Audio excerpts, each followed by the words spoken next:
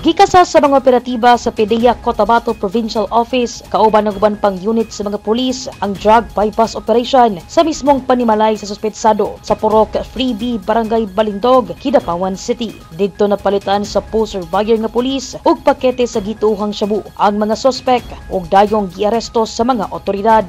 Ngagilang si alias Sane, 44 anyos, usa ka regional target listed drug personality ug ang iyang kaipon nga si alias Ana, 33 anyos.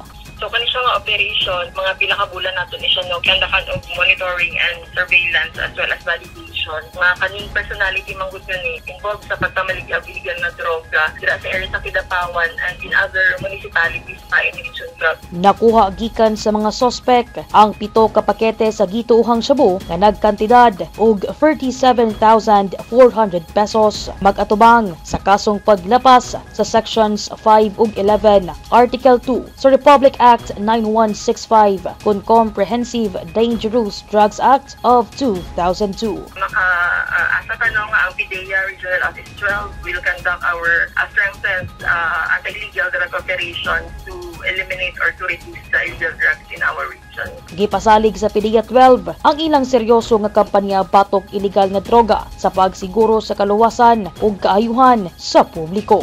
Daiza Libong, Newsline Philippines, Province of Cotabato. Stay safe